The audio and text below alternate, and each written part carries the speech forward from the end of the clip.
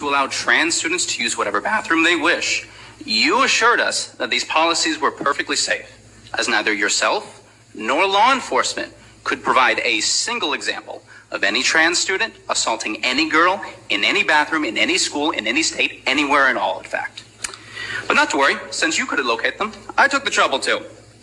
See, Loudoun County, Virginia, where last year, under district policy, a trans student was allowed into the women's bathroom where he assaulted a girl. To cover it up, they moved him to another school where he did it again.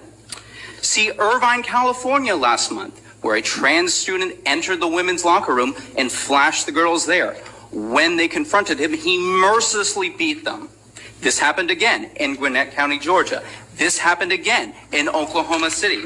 This happened again in Ohio, where a trans man was allowed to use the locker room where he was arrested for flashing little girls. The judge dropped the charges after he ruled that this man was too fat for them to see anything.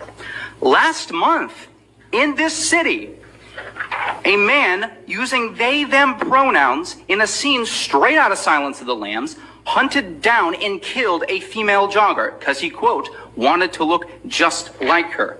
And before you say that these are anecdotal evidence, just note that in a survey of trans inmates in federal prisons, half were convicted of sexual assault and 90% were convicted of violent crimes, well above the general prison population. Now, it should also be noted that in each of these cases, each of these perpetrators had either changed their pronouns, had undergone transition, or had received gender-affirming therapy and accommodations thereof. Why is this important to note?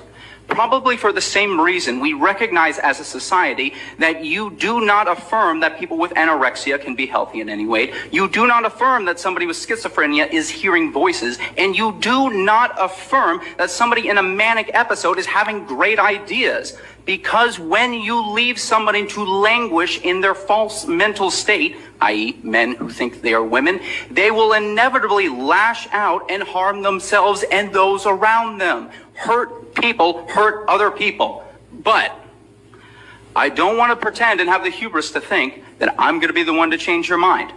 I'm happy to share any and all of these examples with you, but you will most likely leave here tonight believing that men can become women, affirming care works, and that you made the right vote.